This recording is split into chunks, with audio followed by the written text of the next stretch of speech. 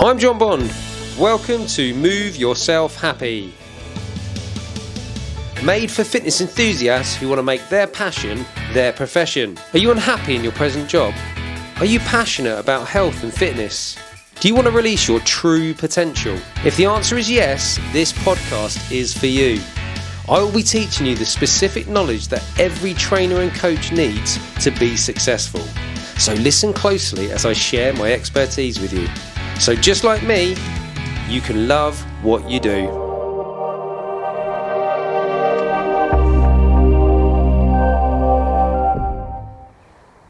Welcome back. Here I am again in the sunny Sussex countryside, and I have to tell you, I am extremely intrinsically motivated to be here. Now, if you'd watched my last episode, you'll know exactly what I'm talking about, because I talked about exercise motivation, and intrinsic motivation was the most powerful, sustainable form of motivation, because it's all about enjoying the process, enjoying what you're doing. And I have to say, I'm enjoying this process. I'm enjoying being here right now in this beautiful environment, and I enjoyed the walk here, and I'm going to enjoy the walk back again. So today, in this episode, I'm going to be talking about the health benefits of exercise and physical activity, and I'm going to talk about the current government recommendations. So how much exercise should we all be doing, what sort of intensity, what types, and for how long. So let's begin. Now, the current recommendations for exercise and physical activity are actually very realistic, very achievable, and I'm in complete agreement with, because they're backed by science, they're backed by evidence.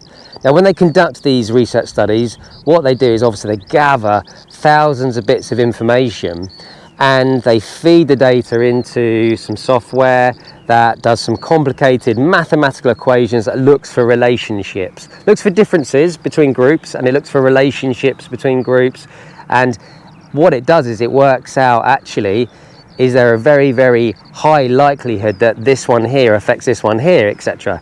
And from that, what we have found out, I say we, I wasn't involved directly in the particular one I'm talking about, but what science has found is that when we meet the current recommendations for physical activity, we reduce our risk of heart disease by 50%, our risk of type 2 diabetes by 50%, our risk of dementia and some cancers by 50%. So they are the biggest killers in the UK. So statistically, most of us will die of one of those. However, by meeting those government recommendations, you reduce that risk by 50%. Now, you also reduce your risk by 20 to 30% of premature death. Now, often people say, well, I don't want to live forever anyway, so why do I want to make all these changes? Why can't I just eat whatever I like, do whatever I like? You know, I don't mind if I die a little bit earlier. Well, it's not about your lifespan, it's about your health span. So your lifespan is how many years you live on this planet for. Now, yeah, fair enough. If you don't want to live on the planet forever or for a very long period of time, that's your choice, that's fine. However, it's about the quality of those years. That's why I say health span, not lifespan. It's about those good quality years. And if you're finding that the last 20, 30 years of your life, you're ill, you're going to see the doctors all the time, and you're struggling, and you have a really poor quality of life and just general well-being, far better that we ramp up the quality of those years and you thrive in those years. So don't just think about lifespan, think about health span. And meeting these government recommendations are going to massively improve on that. You also reduce your risk of depression, anxiety. It's a great way to manage stress. And when we think about some of the things that happen to us as we get older as well, we increase our risk of osteoporosis. So this is where your bones lose density. And when you have bones with a lower density, they're more likely to fracture and break. You lose your balance and coordination. So when you do fall over, you're more likely to fall over, but when you do fall over, you're more likely to break something because of the osteoporosis. Your joints, we get wear and tear in the joints, we get arthritis, our ligaments and our tendons become thinner, they atrophy. So that means that we're more likely to tear and damage joints. Our muscles get smaller, we call that sarcopenia. So when we have smaller muscles, our metabolism reduces, so we're more likely to store body fat. But we lose our quality of life from the point of view that we we can't get out of a chair as easy, we can't go upstairs as easy, we can't put things away in cupboards as easy. So all these factors the risk of all those things can be reduced massively by meeting the government recommendations for exercise and physical activity. So what are they? Right, the first one I'm going to talk about is 150 minutes of moderate intensity exercise. So that's the first recommendation. Are you doing 150 minutes of moderate intensity exercise? Now, if you're thinking, well, what's moderate intensity? This is an intensity where if you were to go for a brisk walk, your breathing rate would go up, your heart rate would go up, but it's manageable, it's relatively comfortable, it's not too challenging. You could have a conversation with a friend if you went with a friend. It's that sort of intensity. They often suggest like gardening and housework. Now, yes, that would be moderate intensity exercise, providing you're doing it quite quickly and you do feel yourself getting warm and your breathing rate elevated when doing it. So that's an example of moderate intensity exercise. And the 150 minutes could look like 30 minutes 5 days a week. So maybe Monday to Friday, 30 minutes of that each day. It could also look like going for a 30-minute walk in your lunch break. It could be a commute. It might be that you're 15 minutes away from work, so you walk 15 minutes to get to work, 15 minutes home. It could be that actually you live a lot further away, but you park your car 15 minutes from work. Now I'm being very precise here, aren't I, with it? It's got to be 15 minutes. Obviously it can be longer. More than 150 minutes a week equals more benefits. But I'm just talking about meeting that minimum standard. So by all means, do more. I do more. Most fitness enthusiasts do more. People that love exercise and very passionate about it do more. But to hit that 150, it could be 30 minutes a day or 2 lots of 15. It could be 3 lots of 10. It could be a 10-minute walk to work, 10 minutes of lunch break, 10 minutes at the end of the day. So when we're talking about just meeting or improving your quality of life, reducing your risk of various illnesses, sedentary related illnesses, you can literally do 10 minutes to walk, 10 minutes in lunch, 10 minutes at the end of the day, 5 days a week. Pretty realistic, pretty achievable. Now, on top of that, if you wanted, you could actually swap out some of that or all of that for what we call vigorous exercise. Now, vigorous exercise is that intensity where you're getting really out of breath, it's challenging, conversation will be very difficult. Well, 1 minute of vigorous is actually equivalent to 2 minutes of moderate. So if we work a bit harder, we get even greater benefits from that intensity. So if time's an issue and I haven't got 150 minutes in my week to exercise, well, work harder then. You can do 75 minutes of vigorous. Now, for those of you that play like competitive sports, you're probably doing this already, because if you're running around on a football pitch, tennis court, badminton court, netball court, hockey pitch, whatever, because it's competitive, I guarantee you're going to be out of your comfort zone for most of that. So you're going to be hitting that quota. So 75 minutes of vigorous, well, if you have training twice a week, that's 120 minutes. So you're going to be smashing that one. So competitive sports we'll put in the vigorous category. Anything that challenges you, takes you out of your comfort zone, very hard to have a conversation whilst doing, that's your vigorous. Now you could, like I say, you could swap your moderate for your vigorous, or you can do a combination of the two. It doesn't have to be quite one or the other. So maybe you get 100 minutes of moderate intensity exercise per week, and you go, right, well, I've got 50 minutes left, but I can't really fit that in. One 25-minute HIIT session would be equivalent to 50 minutes moderate. Now, again, I'm being very specific. It's got to be 25 minutes. You could do 30. It doesn't matter. But to hit that minimum standard, that 150, it could be 100 minutes moderate and 25 minutes vigorous. And there you go. So that's the first requirement to try and meet. I would always encourage my clients, friends, family, people that ask me for advice, that's where you want to get to. You want to filter that into your life somehow. And there's going to be an element of behaviour change needed for that. So it will need some stepping out your comfort zone and some changes and just moving things around, getting some support with that. Make things easier for yourself. Watch the last episode for ideas on how to be more intrinsically motivated to do that sort of stuff. So that's the first metric or standard that you want to be meeting. Now also, the recommendation is to do 2 to 3 strength building sessions per week. Now, strength building is anything where you're trying to improve the strength of your body. And there's going to be lots of ways you can do that. The most obvious way is resistance training. So that's barbells, dumbbells, kettlebells, moving anything heavy, body weight, calisthenics, doing things like pull-ups and chin-ups and push-ups. All that type of exercise is wonderful for your musculoskeletal health. And when I say musculoskeletal health, what I mean is your muscles, obviously. So when we exercise our muscles, the muscles grow, they become more dense. So if those of you that would like to be more toned, what toning actually is increasing muscle mass and reducing body fat. So even though often people go, I don't want to get bigger muscles, well, if you exercise them, they will get bigger, but when you burn that fat that surrounds the muscle, it doesn't appear bigger, it just appears toned, which is what everybody asks for. I want to be toned. So by exercising those muscles, we get more tone. Now we also, as the muscle grows, the connective tissues grow as well. So ligaments and tendons get thicker, which means you're less likely to get injuries, reduction in injury risk, which is great. I mean, as we get older, we tend to lose a bit of coordination and balance, so we're more likely to fall over. Now, obviously exercise counters that loss of balance and coordination, so that's another benefit. But if we do fall over, if we got thicker muscles, thicker ligaments and tendons, we're less likely to get injured. And our bones as well. So when our bones are more dense, they're less likely to get injured. Another risk of getting older is osteoporosis, where our bones lose density. But if we increase the density of them through resistance training, using our muscles, which will then pull on the bones and the bones will become more dense, if we do that, then we reduce that risk.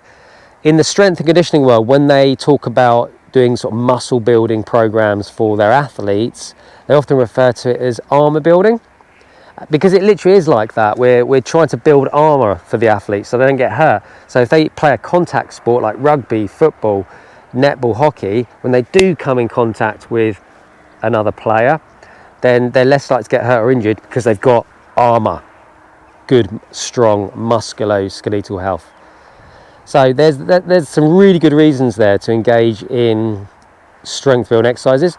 Now, you can still do things like yoga and Pilates, but just remember to reap those really good benefits of what I was just talking about, strong musculoskeletal health for contact sports and what have you, you are going to need to do some good old-fashioned resistance training, in my humble opinion. Okay, so that's that one. And then the other one is we need to reduce the amount of time we spend being sedentary. So even if you go to the gym for an hour and a half after work and you slog it, that will never excuse you from being completely sedentary for the rest of the day. So just be mindful of that. That doesn't mean you can stay completely inactive the rest of the day. We still need to be active, okay? So minimize the time spent being sedentary. Set an alarm on your phone, like trackers and things now. You can put a setting on here where it will just vibrate or beep to remind you to move. If you're working in an office, try and be quite far from the drinks fountain, so you have to get up and walk over to get a drink and come back again. Move around, like send an email, go and tell your colleague, I've just sent you an email, so it's there in writing, but just to give you a heads up, and maybe explain a bit more detail what the email is, gets you out moving around, social interaction. So just look for reasons to move throughout the day, really. And also, if you drink lots of water, you have to keep going to the toilet, so that gets your steps up as well. I don't know if anyone's noticed that. So avoid being sedentary. It's not good for our posture and it's not good for our metabolism. Now, the other one is we need to do balance and coordination type exercises. Now, I kind of briefly mentioned that when I talked about resistance training, but you certainly, that's one way of doing it, is kind of incorporating that into your resistance training sessions, your strength building sessions. So things like anything where you're doing exercises on one leg or using one arm, we call it unilateral. So one leg, one arm means that your center of gravity is going to be offset slightly because you've got load in one arm here, you might got load in one leg, and then your stabilizing muscles around your spine, your core, the stabilizing muscles around a joint keep you balanced and they stop you from falling over. Now the great thing about that is, as long as you keep being consistent with that, is over time your balance and your coordination improves, so you're less likely to have falls when you get older, which is great. One of the biggest killers of old people is falling over. It's the, you know, becoming ill and injured from the fall. So reducing the risk of that is fantastic. So that's something you can definitely do. And resistance machines are lovely. They're nice. You can sit down on a machine, you can do your presses and your pulls and stuff. Nothing wrong with them whatsoever. But free weight exercises, where you're having to pick something up off the floor and move it around, and always going to have a far better impact on your coordination and your balance and things like that. So there's various different balance exercises you can do out there. There's even things like Bosu balls and, you know, stability balls and extra bits and pieces to challenge that, which are fine. I'm a fan of those. I wouldn't use them all the time. Like a nice phase of training where you just focus on your stability is good. Then have another phase where you focus on maybe just looking on pure muscular strength for a bit. You know. So there's lots of options out there. So just to give you a quick rundown on what we went through there. So we said, first of all, you can do 150 minutes of moderate intensity exercise per week, or 75 minutes of vigorous intensity per week, or a combination of the two. My advice to people is to try and layer stuff into their life, so it takes the thinking out. It's a bit more habitual doing it, like with commutes and things, walking meetings, going for a walk with friends instead of just going for a coffee or a beer. Just filter it in. It's so much easier if you do it that way.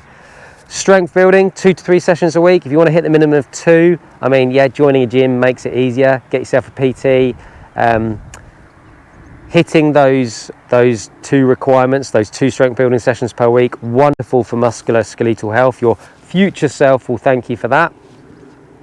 Avoid being sedentary. Use timers on phones to remind you to move. Get into the habit of just walking to do things, you know, walking to the shop if it's just down the road to get something, going upstairs to give a message to your other half instead of shouting up the stairs to them. Just keep looking for reasons to move, basically. Get into that habit, don't be lazy.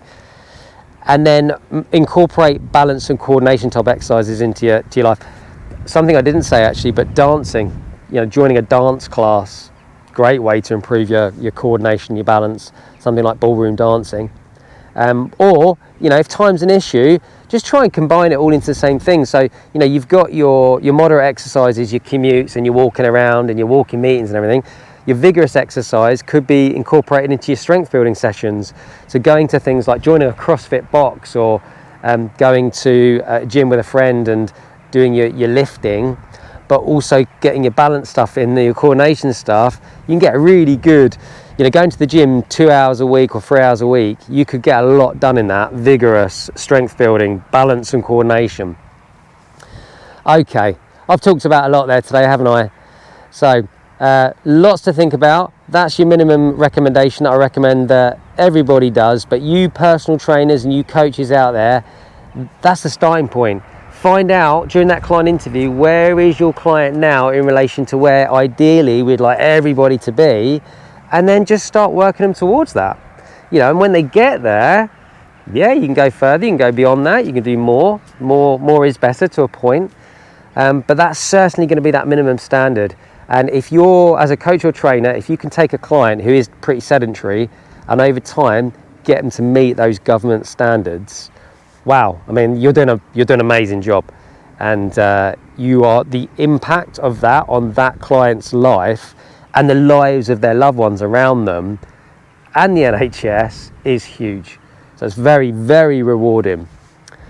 Okay, now next episode I am going to be talking about different phases of training. I'm going to start with stabilisation. So we've mentioned a little bit about stabilisation today, so I'm going to talk about the pyramid that we use at Storm Fitness Academy, the progression pyramid, and we always start people at the bottom, focus on stabilisation. So that's what we're going to be talking about next episode. Have a wonderful day and stay active. Now, if you enjoyed today's episode, something you can do for me is subscribe to my show. And if you know anyone else that might be interested in this content, then please share it with them too. You can also head over to our socials and follow us on TikTok, Instagram, Facebook and YouTube. But if you're ready to take that next step, visit our website www.stormfitnessacademy.co.uk, fill out a contact form, that will come straight to me. I will contact you shortly afterwards, and I look forward to speaking to you then.